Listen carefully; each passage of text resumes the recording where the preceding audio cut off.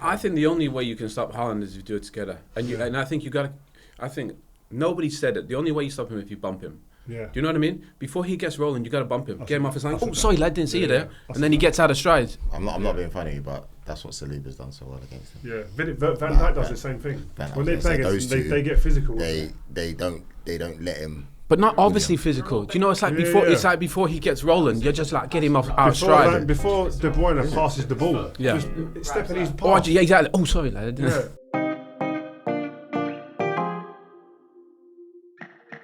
Welcome to this episode of Rio Presents, guys. I'm Rio Ferdinand, and this is your place for the weekly updates.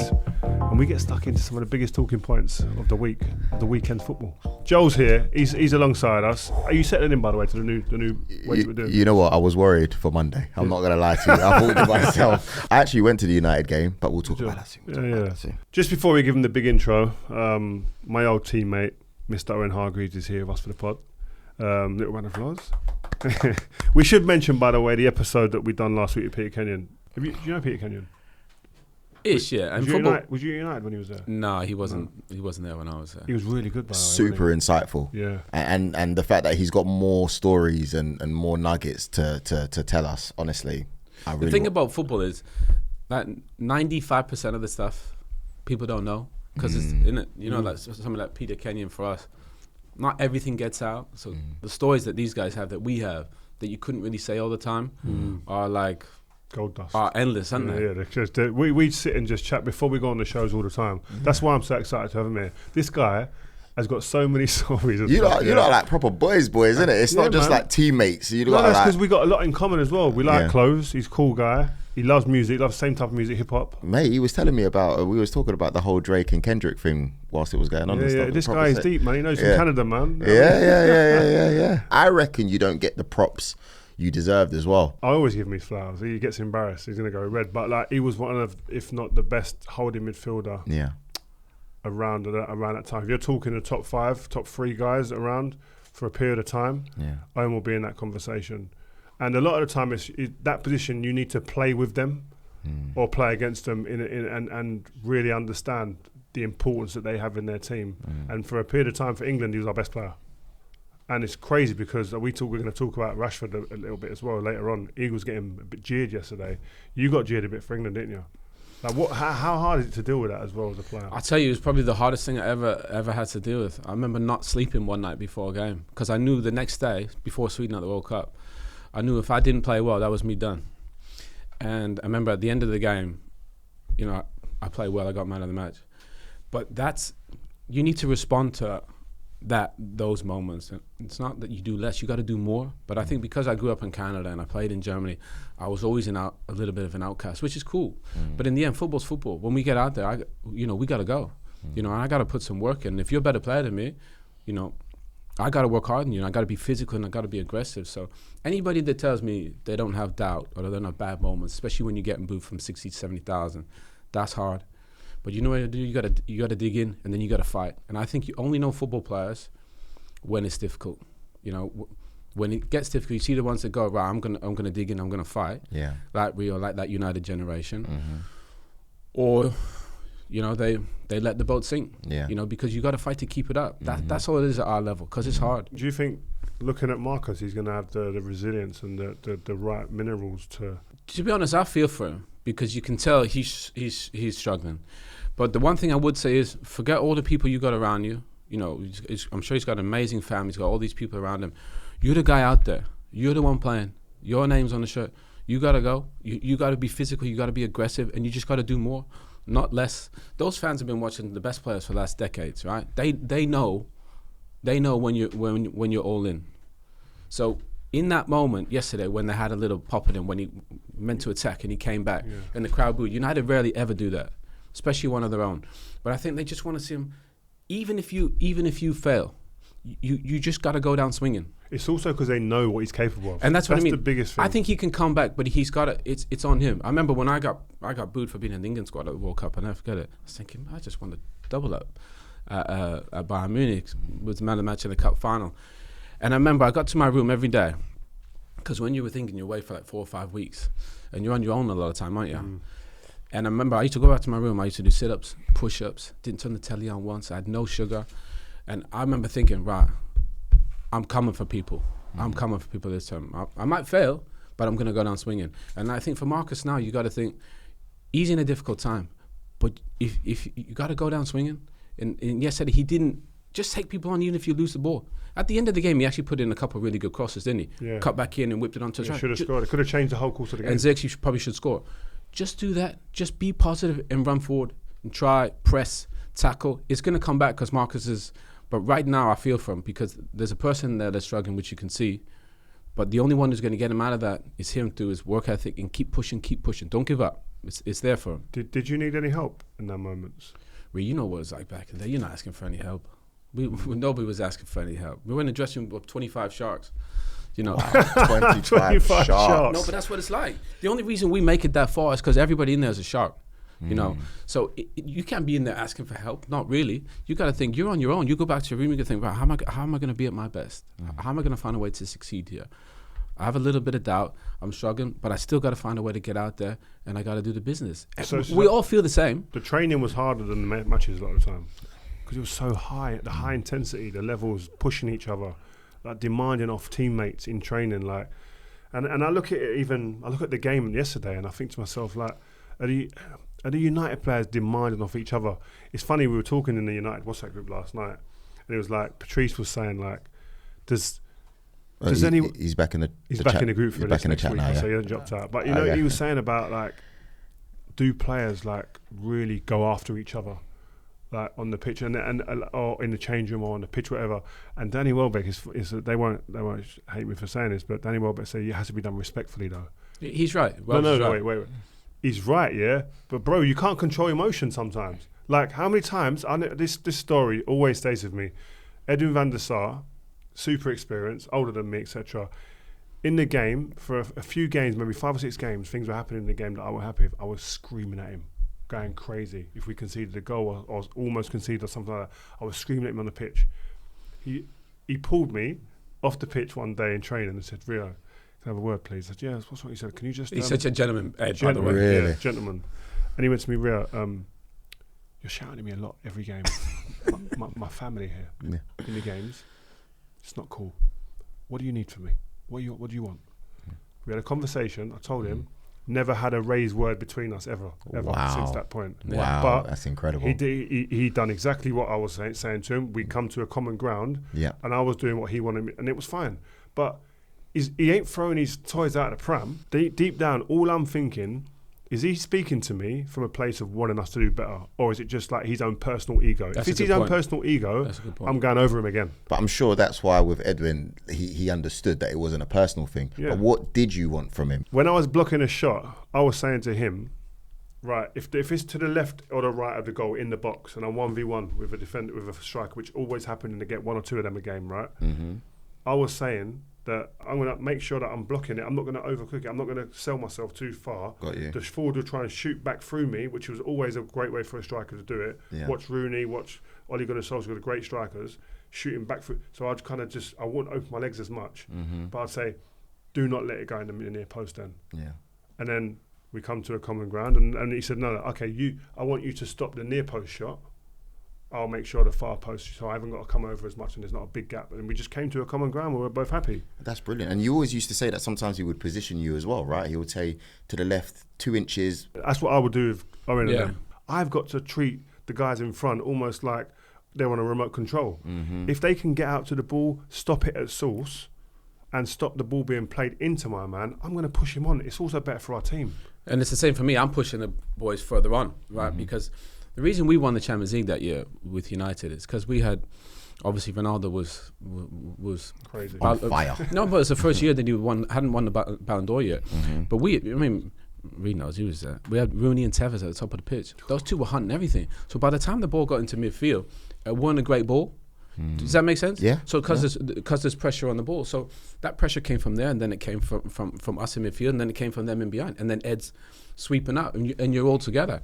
So the people think like Casemiro's getting a lot of stick right now because he's obviously making mistakes. He's not playing great, but again, you got to be a team, and you got to hang in there in those moments. I think that's why we were good as a team, because obviously we had great players. But we were a team together, weren't we? You know, we won and lost together. And if somebody weren't pressing from the front or in midfield or defensively, you were going to get it because the guys were sharks. You know what? You said that in the group chat yesterday, and I thought that was very interesting. You said you worry about what you're seeing right now. You don't know what you're seeing right now. And you said that you worry that if a new person comes into the team, you don't know if they can perform to their best of their abilities. And I know they can't. I know that any player that comes to Man United, and it's been proven, they can't be the player that they once were in a Man United shirt. The only person that's been able to do it consistently is Bruno. Everybody else looks a far less of player or worse of player when they come to United, and that needs to be worked out. And I think that is the coaching and the system and the shape and the environment. I think we were very, very fortunate, and people forget this. We probably had about 12 captains of their country in our team. Wow. And I'm thinking Ed, Patrice, Captain France at the time. We had Gary Neville. We had you, Vida, Giggsy, Scholesy, Giggsy, Tevez, Rooney, Ronaldo, Shazy.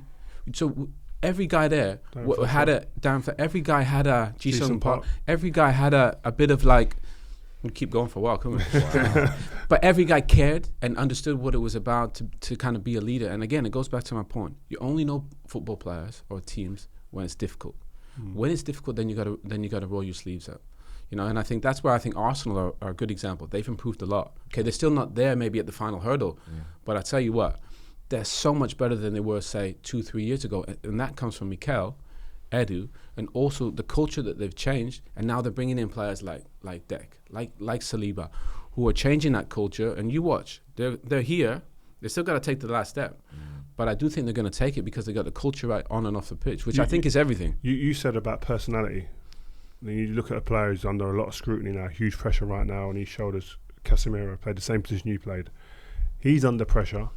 What's the solution for someone like him? Is he not good enough? Is he lost his legs, the end of his career now, or is it actually the team's structure and setup that is hurting him? Okay, the first pass he plays for the 1-0, probably shouldn't play it. Probably take a touch in him, but he's trying to speed the game up at Old Trafford because the fans like that, don't we? Like transition football, and he's trying to do a good thing. The one thing I would say is the two fullbacks are in a terrible position. So I think when I always say this, and this is how I play football my whole career. I hope for the best, but I plan for the worst. I can say that again. I hope for the best, but I plan for the worst. If I play that ball, right, which he did, it's a counter-attack. If I do that in the semi-final, Sir Alex won't play me ever again in the semi-final. And I know that, right? So I'm thinking when that comes quick, okay, I'll play that, I'll take a touch. He didn't do that no more, which is fine. But he's a brilliant player, and he's had an amazing career. He's had a difficult moment from the mistakes he's made. But where are the two fullbacks, Mazraoui, who's been really good, by the way, since he's come. He's 20 yards too high. And Dallow's leaving Salah as if Salah's a... And where does the goal come from? Diaz at the back post. Mazraoui ain't even back in the box. I played fullback. You go when you got good possession, right? These guys, they're 40 yards too high. And that leaves you isolated as a centre-back with Casemiro just in front. And that means then you got to go out wide. Big gaps appear. Also, there's 3 players there that are your first line of defence and the last line of defence on that turnover of the football, who are probably your slowest players on the pitch. Wow. All 3 of them. Where's the fullbacks?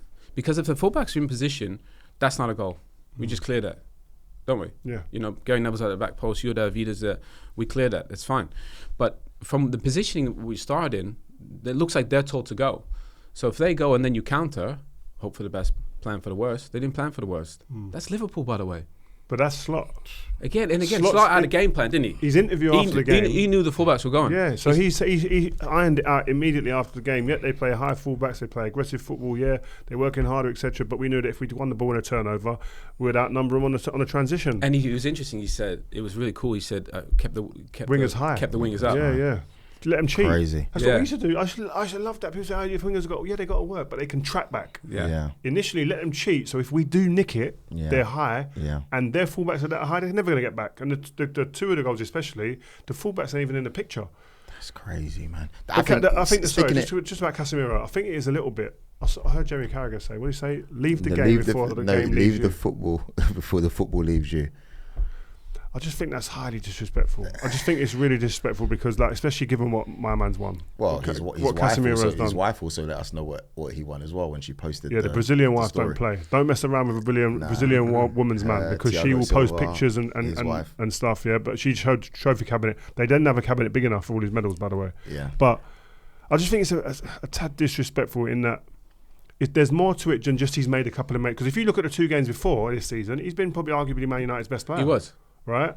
But what I would say is that I think it's easier to say that he's gone. He's finished. He's too old. He's almost 32 or he's 32 years old, right?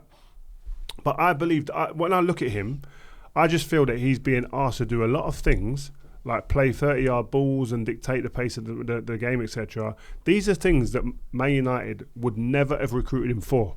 Because he'd never been asked to do this at Real Madrid. Yeah. He was cleaning up, security in front, slide tackling, covering all the gaps, and then giving it to other people to play football. But he's being asked now to do things that he's never been asked to do before. So he's going to make mistakes because that's not his natural game.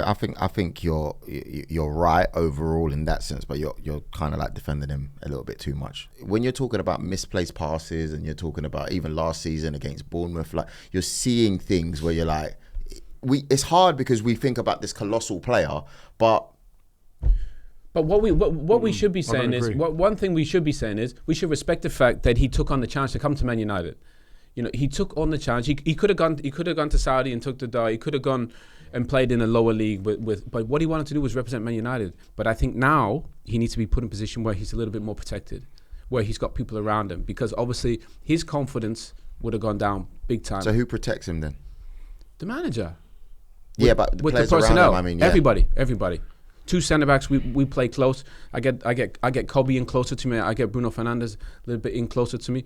They got to be a little bit more compact. Casemiro can't be working in big spaces on his own anymore. The only way that Casemiro can succeed at Manchester United is if the structure of the team is there to support the type of player that he is.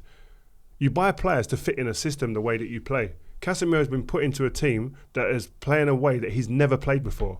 Big spaces, transitions. Do you think Madrid play like that? No. He's getting the ball, he's 10-yard pass, 15-yard passes, Cruz, Modric, might play into the gap, etc. every now and again. And I'm sitting here and being a fireman. One thing I would say is now, at this age, Sir Alex would have done a really good thing with him. He would have had him play 25 games. You know, and he would have also mentored the other players and been a bit of a leader in the dressing room. You can't dismiss, this man's won 5 Champions Leagues. I don't think anyone can dismiss what he's done, but I just think it's okay to accept that some players, they lose it when they get older. And if you look at Brazilians as well, I agree. They don't go to the older I would ages. say that he's if I thought it was down to just purely age, I'd say it happened to me. That's fine, but he's not being supported in a system that's going to support him. Like, I don't care who you are. The best players need support. They need the structure and infrastructure of a team. I just said it before. Me and Vida playing in this Man United team, we don't form a partnership that's talked about like it is today. But let's not forget, Casemiro's never the most explosive guy. He's not. He didn't rely on pace or speed or, you know. So those attributes, he's gonna age, I think, not as badly as people think, because he's an experienced player. He holds his position a little bit more. Obviously, if you're a mad explosive guy, you're not gonna age well. Right, because it's unrealistic in terms of pace and power. I think Casemiro, he could still play a few more years. Maybe not every game at the top for a team pushing to win the Champions League, but I think he could be a good squad player. Look who Casemiro used to play with at Real Madrid, and had Toni Kroos, Modric, right, and had crazy success. Right, okay, I know he's 32 now, but now he's playing with people. Maybe they don't compliment him. So then the manager's got to say, right, I got Casemiro there. He's one of our best players. He's on a big contract. I got to put somebody around him to help him. And I tell you who might be that guy, Ugarte. That kid is unreal out of position. He's a walking tackle. So maybe that's a good little fit. You know, you play a little, double six and play Ugarte and Casemiro for a little bit to keep the solidity a little bit. Play Bruno as a number 10. So I do think partnerships, key. Centre back, midfield, they're everything. What about distances on the pitch? I know that you said, like, do you reckon they need to work on that better? Yeah, distances on the pitch are killing Casemiro. Like, if the distances are going to be like that, why are you going to play him? Because his profile doesn't suit that. Like you say, he's not someone who can. If Owen's in there, you can play big distances because he can cover the ground. Ugarte, hopefully, he's that guy as well. Even for Kobe, he don't need to be big distances in that midfield area because he can't cover the ground like others. That was one of the big things yesterday as well. Once the turnover, there was no way one of our midfielders would get him back to engage or to slow that transition down. Like, Gravenberch, athlete. You know what I mean? McAllister can move. Solobsa, these guys are people that can move as well with the ball as well off it as well. They're athletes. So if you haven't got the athletes to be able to deal with that, then you've got to play a system that's going to give them a bit of protection, especially if you lose the ball. But you should be able to control the game better with, you think about Casemiro, Kobe. I love Kobe, by the way. Kobe's crazy. And Bruno. That three, you should be able to control the game. Yeah. You couldn't, on paper, you wouldn't say, McAllister, Szoboszlai, and Gravenberch is better. That surprised me. They were way better, right? But again, then you got to look at why is that? Why are they better? Those guys, if it's Bruno and Kobe and Casemiro, they got to play close together. And then they can keep it. But I think it's a team setup though as well. Yeah, it's not just about the midfield. No. Where everyone's got out of the midfield, and I was surprised that their midfield looked so much more fluid than ours and better than ours. But again, the whole functionality of the team is a big difference. And I think that's another thing with Slot and Erik ten Hag. I'm looking at one manager, Slot, who's been there 2 minutes, probably had just about 2 weeks with some of the international players, and his team looked fluid and full of understanding, no grey areas. It looks like right now they've had a great start as well. In and out of position. All those goals came from the press, didn't they? You said in the group chat again yesterday, before the start of the match, Arne Slot looked too calm. Now, I didn't understand what you meant by that. Was you saying he's too calm? He just looked he looked really at ease. That's a good thing, Yeah, that unnerved me. Because he was comfortable in the environment. Yeah, it unnerved me, and it looked like I know what my team are. Yeah. That's what he looked like. He looked like a man walking into Old Trafford, real hotbed, understanding the rivalry, and he looked so calm with that, and that made me think, oh, these guys are ready. Yeah. And then they proved that, and then you contrast that to Erik ten Hag. He said in the interview, I'm not Harry Potter. Now imagine what that does for a change room. What are you thinking when your manager said, listen, I'm not a magician, basically.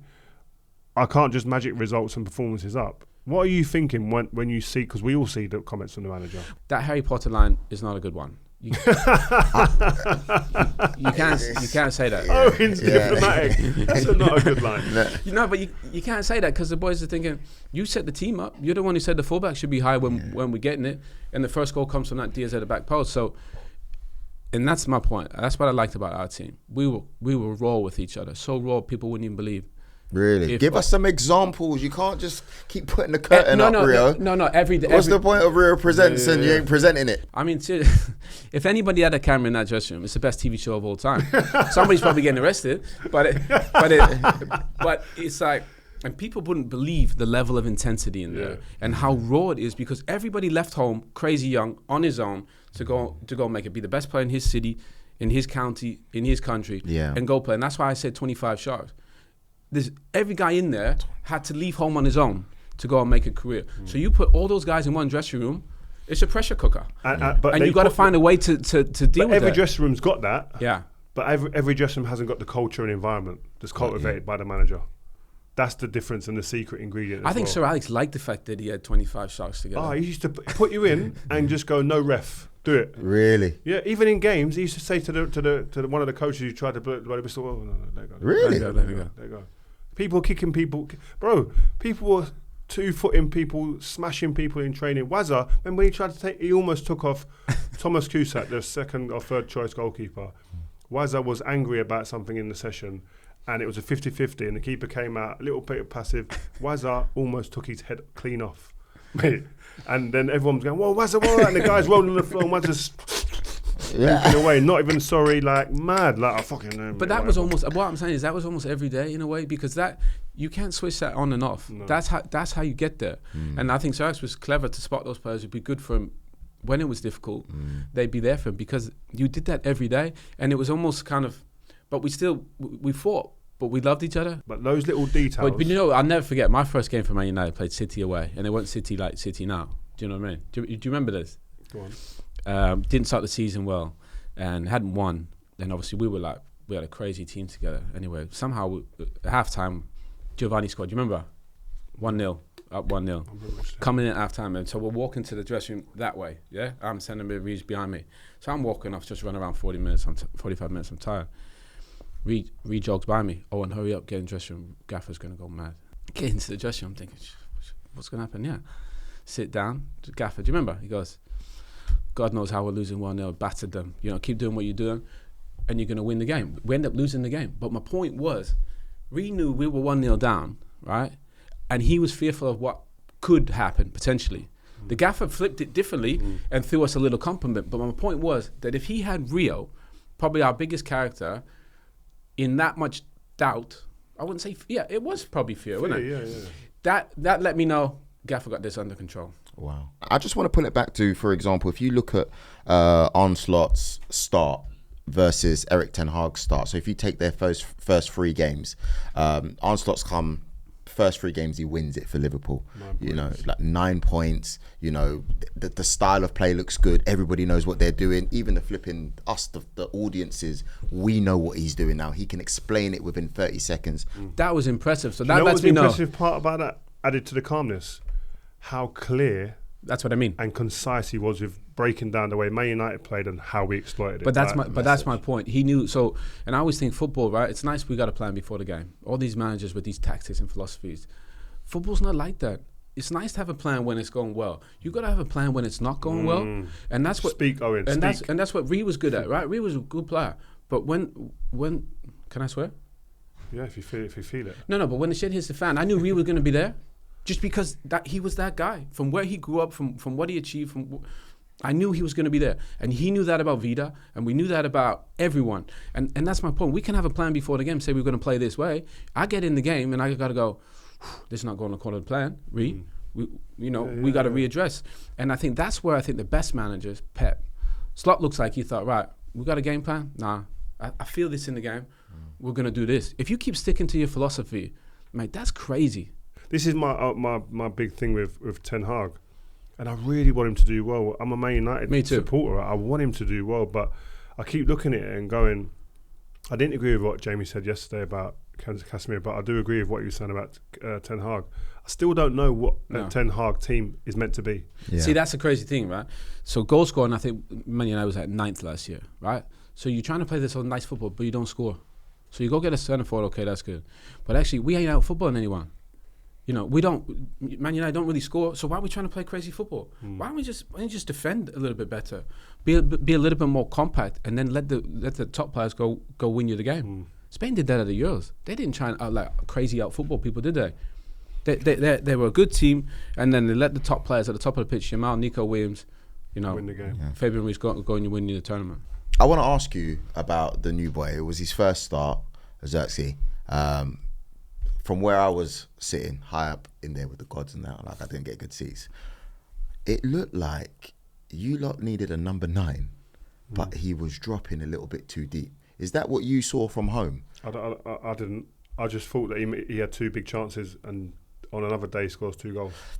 I think that's his game, But that's his game. His game is a 10. He's not a 9. He's a 9-10. I quite like him. He's got something, but he's not a Haaland killer who's going to get you 40. Do you know? So in the sense, I think in our team he probably would have been a good squad player. Do you know? He would have been like the 3rd or 4th guy. But I think if you wanna, I think win, you need a guy at the top of the pitch that's just ruthless. I like him. I think he could be a really good player for United. But the problem is they've got 2 who are really good players, Haaland and Zirkzee. But look at what Haaland's doing. That guy is a robot goal scorer. It's nasty. It's mad, isn't it? It's actually disgusting what he's doing. You need a guy up there that's a killer. Don't you agree? Yeah. Like Ruud was that. Yeah, Ruud probably thinking, right, I wish I was still playing. Yeah. Because I would have got minimum 2 today. Because again, you cross the ball, you get chances in this league, and it was two balls come across, that's one header and one with his foot. He should have scored, right? But again, that's the difference. That's what. Man United have got Zirkzee, no disrespect, like you say, his forte is probably not goal scoring. Best part of his game isn't goal scoring. But don't you think that's what you guys needed? Like, of course, you've got Haaland, he's injured, and when he's not fit, what's on the market? That's the thing. Again, also, what's on the market to buy? What's on the market to go and get that's realistic? I think Man United sign players. They should only sign players they think can help them win the league or the Champions League. Otherwise, keep the money. The best players that have come through right now still have been Garnacho, Mainu, academy boys, right? So the academy's producing players. You're not competing to win the Premier League right now. And I do think if you're going to sign guys like Cristiano, like Waza, they won't finish articles. Euro could be that guy. Young boy, got crazy high potential.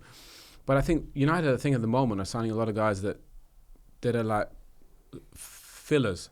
Does that make sense? I understand exactly what you're saying, and you're right. They're signing filler type players, right? No disrespect, but Man United are so far off competing to win the league. Yeah. You can't jump from 8th and being that far off to thinking you're going to buy players to go first. I think there has to be a step in between, and I think Man United are buying players for that step. I want to bring it back. You mentioned Haaland, and you were saying, how many goals he scored and how much of a elite striker he is. We all know this, but how would you have dealt with playing against Haaland? I think it would have been a tough task. Definitely hard. It's going to be every game you play against him, you've got to be absolutely on it and prepare properly. But I never ever went into a game and thought it was just going to be about me and that striker. I would talk and communicate to the likes of Owen or Michael Carragher in front of me, even to one of the strikers. So, for instance, if the left back or the centre half have got a good connection with him, I'll be saying to the person playing against that left back, who is the source of the danger, get against him. Don't let him get his head up. Don't give him time to play the ball to my danger man. Okay, got so you. I would always, so for instance, the way that West Ham lined up and shaped up against Haaland at the weekend, they basically said, right, we're going to be as wide and as big and as open as the Euro tunnel, and you can run through and go in on go if you want. Like, there's no defender in the world that can deal with that. Really? He's the best striker in the Premier League.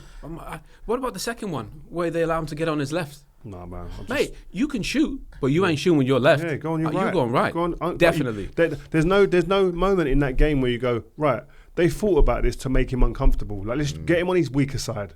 Like, they don't think they're not thought about it. Listen, you can't always keep them on their weaker side, but your intention is to put them on their weak. I didn't see that. And also, the way that they set up so high and so open, we spoke about this before. The players that do well against Haaland, Saliba, Virgil van Dijk. I'm not talking about the one-off game. I'm talking about the guys who normally, and Gabriel. Yeah. Those guys that do well against him continuously, there's one reason why they do it, and Owen made the point before we come on. They bounce him. They get physical. I'm not talking about hustle bustle all over the pitch. Just step in his way.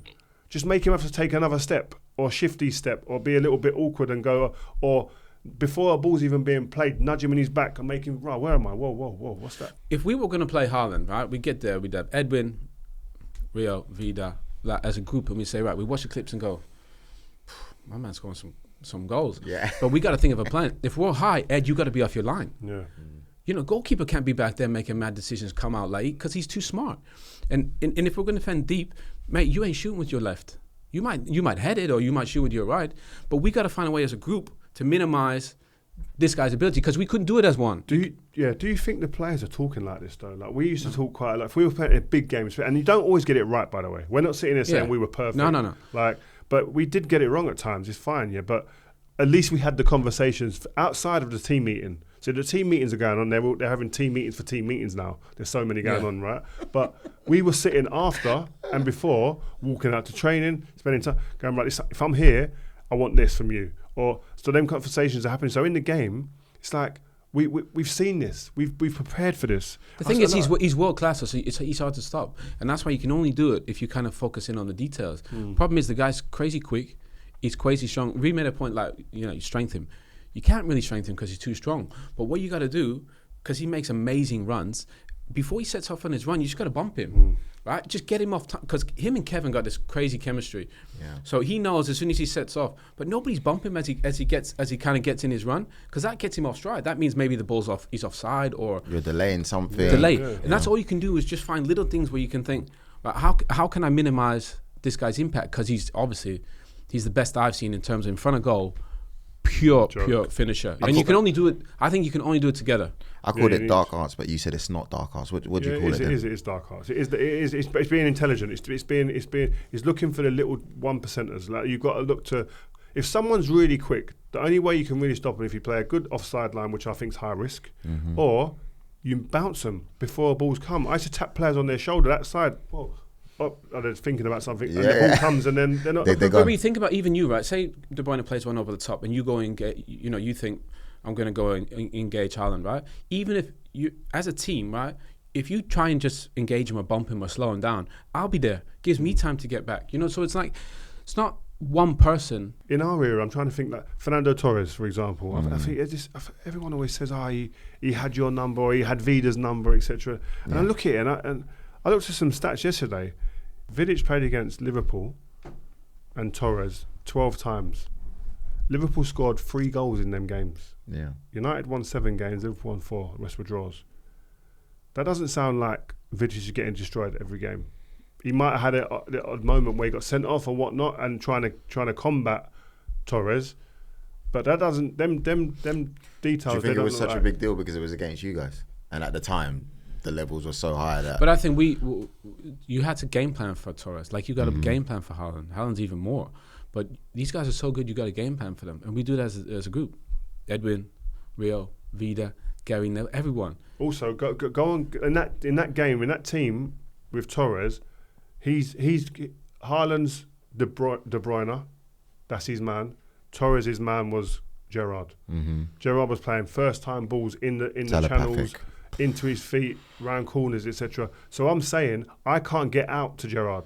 Exactly. So I got that's on on me, or maybe the other midfielder say, right, we can't let Stevie get his head up. If Stevie gets his head up, you're dead. He's getting that sat nav out and putting postcodes in, and we're in trouble.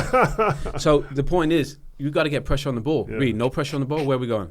Drop. We're going back. Yeah. And that's what I'm saying. I see all these goals from Haaland. They're brilliant goals, but there's so many mistakes in them. There's mad it's mistakes. Like, West Ham, the first one. Literally, you could drive a truck through that first one. It's Erling Haaland, man. Just go. Stand next to him. I was with Virgil. We're filming with him the other day. Watch this space, guys, on the channel. But I was with Virgil and I was saying to him, did you guys train on the fundamentals of defenders like as much as maybe we used to? We used to do like 1v1s and stop crosses, 20 crosses after a training session to defend and stuff like that. And it looks like now it's more about getting the ball. So there's so many differences for a defender nowadays. Like we was about make sure your basics are all honed and keep honing them all the time, keep working on them. The art of defending is dying. I don't think What did he focus. say? What did he say? No, he said it's different. He said, but the difference is, I think I'd find it hard playing today. People say, oh, really, you'd find it easy. It would be a big difference and shift because my first thing was defend right first and then whatever happens, my natural ability will be able to play. Nowadays, the centre-back's got the ball more than anyone on the pitch. You've got to make angles, you've got to dictate the start and style of the play, the pace of the game, and you've got to defend. These are things that you have to think about. Like you're a fullback going into a game, your angle of approach, when the player's facing you 1v1 on the edge of your corner of your box, right? Even the way you run up, it's everything. Even the pace of your run up, even your deceleration on the way in. These are all thought processes you have. There's layers of thinking before you get to actually engage a player. That Man United WhatsApp group chat must be going. Last night, I saw man's coming back onto the WhatsApp group this morning and going, bro, I need therapy after this. Like, Quinton Fortune said he woke up to like about 150, 200 texts and he was like, Quinton Fortune, don't know where to even look. Where is it? South Africa's finest. He's a diamond, man. He's the guy. funniest guy. What a guy. Funny guy, man. But it hurts the boys, when you're losing like that. Yeah, and that's a good point. I think hurts. Our WhatsApp group isn't going like everyone laughing and going, it's like we're all going, what would you do? What could be done here? I want to see the boys succeed because I've been there and I know what it's like and it's hard when you're losing. Who's got good takes in that group, by the way? What? Good takes. Because you look like you're laughing at when it's about food and stuff, Ando's unreal. Yeah. Ando comes in. Ando, any mention of pictures Ando, of food. Man. What a diamond. Ando's there. Patrice is emotional. Patrice gets emotional. Yeah, it's about this and that. He don't really talk tactical. You just emotions. Shazy comes with the odd little finisher. Shazy's wicked. But Berber Berber. I said this to Berber today. He's talking about football and stuff in here. My man never spoke about football in his whole career. Yeah. He didn't even speak to teammates. He used to blank teammates. Walk down the corridor, man used to say to me, Reed, is Berber all right? So yeah, man, what's wrong? I was at breakfast, I was chatting to him. Bro, he ain't spoke to me for 4 days. He's changed now, though, isn't it? Like, he's in there texting. Oh, where's everyone? We let him, but he could be himself in that space because we knew he wasn't doing it to be difficult. That's just how he was. Do you know what I mean? In the end, when he came on the pitch, he'd do the business, so you didn't mind. That's why the dressing rooms are crazy because the characters they're all so crazy. Berber used to bring his own knife and fork into the training ground because he weren't happy with the hygiene. Wow. And he was that was his thing, anal about stuff like that. But like, it got on my nerves because I used to think that's disrespectful to the people that are cleaning it in the kitchen. And he's talking football, and I said it this morning in the group. You're talking about football like you love it. You didn't love football when you played. It didn't feel like it to me. At least you had this passion. He's talking about the team and how he wants to do better. He loved it differently. Then it wasn't as obvious as say you were or was, and that's what I liked about him. He didn't get to where he did. Not loving his craft. Yeah. No. And his work ethic. He was in the gym every day. Remember how strong he was? Strong. He looked tall and skinny, but Mate, Strong. he used to always do Couldn't get the ball off his him. arms. That's why, remember, he used to always chest it. He used to chest it because he used to hold people. Yeah. Bruv, get Because he off. was strong. Listen, Owen, it's been fantastic having you today. The stories, I'm not going to lie, even from someone who's not a United fan, you feel as if you're involved. And we have to have you back on, man. Honestly, man. Sure, Thank I'd you love so to. much. And I like this Owen. This is the Owen I want to see more of. You know what I mean? Yeah, Like, but you don't have time for this on TV because it's all commercials. You 15-minute halftime, you get 3 minutes, you got 4 guys up there, 1 presenter, you got 20 seconds to break down a game. What's the song you listen to most at the moment on your iPhone? Who's If I was playing this before a game, you getting worked. I'm telling you, right? For real. Oh, I hear that, brother. Hey, who's Music's who's, everything let before. us know for the people who don't know. who's that? Little baby. Who's your what someone said to you and I said to you, why didn't you pull him up, man? Was it Sancho? Jaden, yeah. Champions League final, I need a good song, right? My song was Shook Once, Part 2, Mob Deep. No If I play that, I know I'm going to be in the zone. Right? So I said to Jaden, I said, what are you listening to before the game? He said, you probably wouldn't know. I said, Liberties, that's this. So that's anyway, the- so we did the interview, right? And I you left. wouldn't know, just based on how you look. And I left it, right? I left it, right? And he's walking by, didn't have the interview. I said, Jane, what was the song, by the way? Who was the artist? He went, Little Baby. I went, Little Baby? Yeah. My little man's 9. He knows Little Baby. Yeah. Do you know what I mean? But it's interesting. People have this perception, like, because of, whatever. Yeah, it's good to see footballers ex-pros with characters and personality, because you're not dry as we think you are, you know. But anyway, We're all right, innit? you're not too bad. But Owen's going to be back during the season, man. It's nice to Yeah. see you come in, man. I Yeah. really appreciate your time. Thanks for having me. Thank you, man. Thank you guys for listening to this episode of Rio Presents. Hope you've enjoyed the show. We'll be here every Monday throughout the season, so tell your mates and all get involved, man. If you've got a point you think we should be discussing or want to put us on the spot with a question you want answering, get in touch using the fans first at rioferdinandpresents.com email address or use hashtag RFP on social. Make sure you leave us a review and follow this Rio Ferdinand Presents feed and you'll never miss an episode. See ya on the next one.